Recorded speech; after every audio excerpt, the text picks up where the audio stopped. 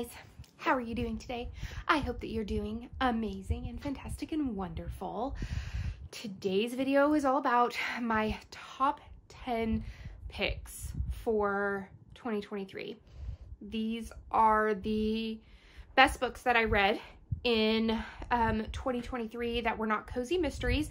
If you missed my cozy mystery top 5 of 2023, you can go and check that out. I'll link it down below. But these are the books that I fell in love with in 2023. Now, as of right now, I have read 165 books this year. As of right now, it is December 27th. So there will be more, hopefully. Fingers crossed, because my book battle with my husband it's getting real intense, real intense. But without further ado, let's get started. These are in no particular order, by the way. So the first book I have is Small Town Big Magic by Hazel Beck. I absolutely loved this book. I loved the characters, the whole entire feel of the small town. This is not a cozy mystery in any way, shape, or form. So it says there's no such thing as witches, right? Emerson Wilde has built a life of her dreams. She's the youngest Chamber of Commerce president in St. Cyprian history, successful indie bookstore owner, and lucky enough to have her best friends as found family. Done. But when Emerson is attacked by creatures that shouldn't be real and kills them with what can only be called magic, Emerson finds the past decade of her life has been a lie. I'm not going to go any more into it. There is a book 2 in the series, which I am still reading, by the way, because I want to read this book physically. It's just, like, look at the chapter headings. It's one of those, like, floppy books that you have to read, like, physically. You know what I mean? Like, you have to own it physically. But I loved this book. The next book I have is called The Rook by Daniel O'Malley. This was actually the Genre Gurus, the book club that I host at my house every month. This was their pick for, I think it was like suspense or maybe action. It was one of those things, but this one was really cool. Like, I did not expect to love it as much as I did. And the next book in the series is called Stiletto. But it says, Miffany Thomas awakes in a London parking lot surrounded by dead bodies. With her memory gone, she must trust the instructions left by her former self in order to survive. She quickly learns that she is a rook, a high-level operative in a secret agency that protects the world from supernatural threats. But there is a mole inside the organization, and this person wants her dead. It is action. It is cram-packed with so many things going on, but I loved every single minute of it. Like, this was hands down. I loved this book, and just the whole entire characters, they were great. It was like X-Men on crack. Like, it was just, I really liked it. I laughed so much with this book. It's British humor, and so I loved it. Loved it. The next book I read was The Christmas Murder Game by Alexandra Benedict. And this is why I don't compose and create my top 10 books until as late as possible. Not that I don't think that a couple of books that I'm going to read towards the end of winter break could not have made this list. That's not what I'm saying. But I read this during the 12 Days of Cosmos readathon that I host. The Christmas Murder Game, it was literally just mind-boggling, like, it so unrealistic and just ridiculous. 12 clues, 12 keys, 12 days of Christmas, but how many will die before the 12th night? It was so out there, and yet I suspended my reality enough to read it, and it was so good. I loved it so much. It was a lot of fun to read. Like, they even have like a map of the house inside the book. It was wonderful. Another book that I loved was Murder Your Employer, McMaster's Guide to Homicide by Rupert Holmes. Look at this cover. It is just freaking stunning. Like the gold embroider, like the naked book is fine, but like look at this map. Oh, so pretty. So pretty. Okay, here is the setup. Who hasn't wondered what the world would be like if the person who is the object of your affliction ceased to exist? At the McMaster's Conservatory, future deletists, never murderers, learn the consummate execution of the homicidal arts. To this sumptuous campus comes 3 memorable classmates: self-effacing Cliff Iverson, troubled Gemma Lindley, and Hollywood diva Doria May, all of whom have suffered menacing employers who richly deserve a deadly denouement. I loved the multiple perspectives, and I just loved like learning about their whole entire lives, and it was hilarious, like learning about like the disguises and like the different poisons. It was a lot of fun to read. On a lighter note, a more romancy note, if you prefer, is Kiss Her Once for Me by Alison Cockram. This made me tear up. I loved the slow burn in this. I loved the relationships in this. Even the miscommunication, like it seemed real and like believable, if that makes sense, because there's a lot of times where miscommunication drives me absolutely insane and I can't stand it. But not with this one. 1 year ago, recent Portland transplant Ellie Oliver had her dream in animation and a Christmas Eve bookstore meet cute with a woman she fell in love with over the course of a single night. But after a betrayal the next morning and the loss of her job soon after, she finds herself adrift, alone, and desperate for money. Since finding work at a local coffee shop, she's just getting through the days until Andrew, the shop's landlord, proposes a shocking, drunken plan, a marriage of convenience that will give him his recent inheritance and alleviate Ellie's financial woes and isolation. They decide to spend the holiday together at his family's cabin to keep up the ruse. But when Andrew introduces his new fiancée to his sister, Ellie is shocked to discover that his sister is Jack, the mysterious woman she fell for last Christmas Eve. Fake dating trope. It was so sweet, and I loved it so much. So good. The next book I have should not shock any of you. It is The Last Devil to Die, the Thursday Murder Club mystery. This is the fourth one, yes, in the series.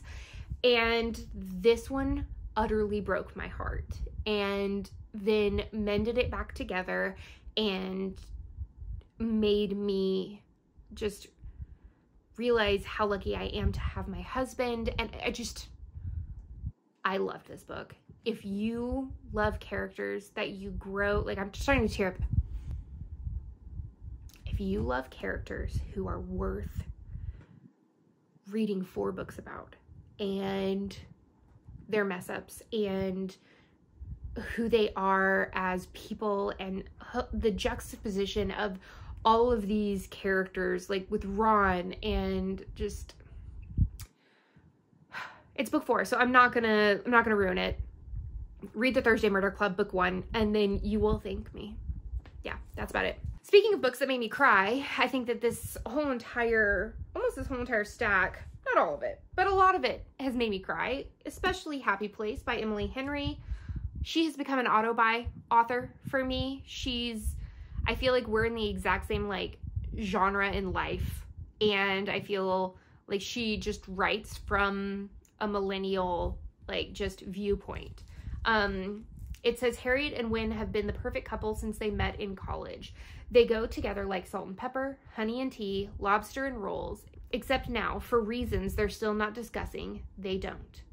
They broke up 5 months ago and still haven't told their best friends. And it's just, I love.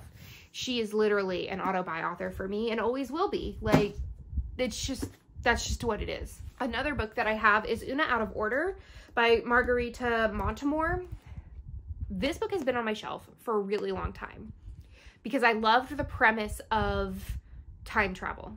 But one of my biggest fears is going back in time and changing something and then it messes up my future so bad that I don't have like my boys or my husband or whatever. Like I'm a big believer that all of the mess ups I did, anything that I did in my life, all culminated to bring me to where I am now. And I wouldn't change anything to make it easier on past Courtney because I made it to this point. Does that make sense? It's a total irrational fear. I get it. But this book, it took a lot out of me to read. And I did cry. Just because life may be out of order doesn't mean it's broken. It's New Year's Eve, 1982, and Una Lockhart has her whole life before her. At the stroke of midnight, she will turn 19. And the year ahead promises to be one of consequence. Should she go to London to study economics or remain at home in Brooklyn to pursue her passion for music and be with her boyfriend? As the countdown to the new year begins, Una faints and awakens 32 years later in the future in her 51-year-old body, greeted by a friendly stranger in a beautiful house she's told is her own. Una learns that with each passing year, she will leap to another age at random, and so begins Una Out of Order. This book handles grief and adolescence and growing up, and I loved every moment of it. It scared the shit out of me the whole entire time, and basically read it with like one eye closed kind of thing, but it made my top 5. I absolutely loved it. Another book that made my top 5 was They're Cartographers by Pang Shepard. My top 5, my top whatever, 10, whatever, however many these are. These are the books that I loved the most out of all 165 that I read. Okay? Yeah. This was the first book in the Genre Gurus book club. So two books from the book club that I run made it to my top 10, which is absolutely amazing. So it says, what is the purpose of a map? Neil Young's whole life and greatest passion is cartography. Her father, Dr. Daniel Young, is a legend in the field and Nell's personal hero. But she hasn't seen or spoken to him ever since he cruelly fired her and destroyed her reputation after an argument over an old, cheap gas station highway map. But when Dr. Young is found dead in his office at the New York Public Library and with this same seemingly worthless map hidden in his desk, Nell can't resist investigating. To her surprise, she soon discovers that the map is incredibly valuable and exceedingly rare. In fact, she may now have the only copy left in existence, because a mysterious collector has been hunting down and destroying every last one, along with anyone who gets in the way. But why? This was trippy. It was mind-boggling. The relationships in here were so good. I absolutely loved it. So yeah, it was very good. Another book I loved was Tomorrow and Tomorrow and Tomorrow by Gabrielle Zevin. This has been, like, it's had the top awards in a lot of things since it was published, and I finally get it. I understand why. It gave me Ready Player One kind of vibes, and I really, really enjoyed it. It is about sort of the twists and turns of friendship and how friendships can evolve and spread and change over the course of decades. You don't necessarily have to lose your friendships as you grow older. And I really, really enjoyed that. It says, in this exhilarating novel, two friends, often in love but never lovers, come together as creative partners in the world of video game design, where success brings fame, joy, tragedy, duplicity, and ultimately a kind of immortality. And I really think that you should go into this book basically just with that and blind. I loved that. And last but certainly not least is Oxium's End by Lindsay Ellis. This is actually the first book that I annotated, and I loved annotating it. It was so much fun. Oh, there's my bookmark. Ha, there it is. I didn't know where that went. But this is a science fiction novel, and I have the second book in the series, which is Truth of the Divine, and I haven't started it yet, but I hope to be able to do that. Truth is a human right. It's fall 2007. A well-timed leak has revealed that the U.S. government might have engaged in first contact. Cora Sabino is doing everything she can to avoid the whole mess, since the force driving the controversy is her whistleblowing father. Even though Cora hasn't spoken to him in years, his celebrity has caught the attention of the press, the internet, the paparazzi, and the government. And with him hiding, that attention is on her. She neither knows nor cares whether her father's leaks are a hoax and wants nothing to do with him until she learns just how deeply entrenched her family is in the cover-up and that an extraterrestrial presence has been on Earth for decades. This was so much fun, like, to read about, like, an alien human relationship, friendship, interaction. I really, really enjoyed reading that. Lindsay did a really good job on showing the reader another alien's viewpoint of the world that the human race has created. And I thought that that was really well done. I loved so many things. It was a complete joy to read. So those are the top however many books, I'll have to count them later, of 2023. Now, I don't know if I will read over 165 books next year, but I will say that I'm truly in my audiobook era, and I love them so much. So let me know, what are some of your top books of the year? I need to know to add to my ever-growing TBR. But that's the end of this chapter of Courtagonist. Please give this video a thumbs up and subscribe if you haven't already. And until next time, guys, happy reading. Bye.